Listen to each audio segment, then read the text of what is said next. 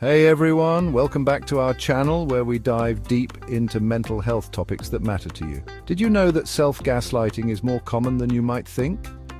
It's a silent struggle many of us face without even realizing it.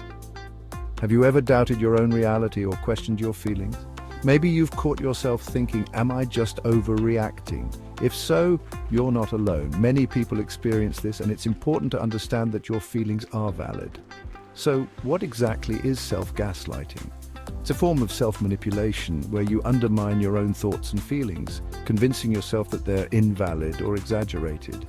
It's when you tell yourself things like, I'm just being too sensitive, or that didn't really happen the way I remember. These thoughts can be incredibly damaging. Recognizing and challenging these thoughts is crucial for mental well-being. But why is that? Why is it so important to confront self-gaslighting?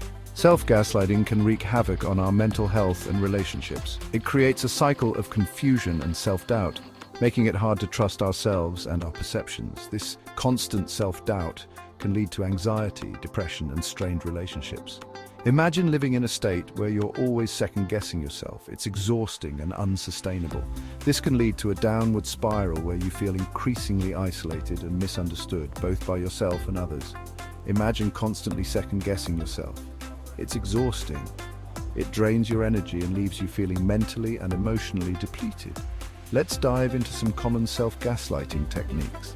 Understanding these can help you identify when you're doing it and take steps to stop. One technique is ignoring your feelings.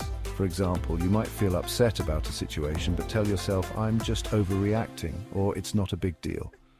Another technique is dismissing personal experiences. You might think, that didn't really happen the way I remember, or I'm just imagining things.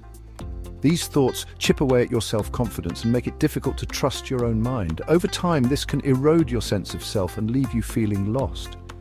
These thoughts chip away at your self-confidence. They make you question your own reality and doubt your ability to make sound judgments. Let me share a personal story. There was a time when I constantly dismissed my own feelings about a toxic friendship. I kept telling myself that I was being too sensitive or imagining things. There was a time when I constantly dismissed my own feelings about a toxic friendship. I kept telling myself that I was being too sensitive or imagining things. I kept telling myself that I was being too sensitive or imagining things. I thought, maybe I'm just overreacting, or it's not as bad as it seems.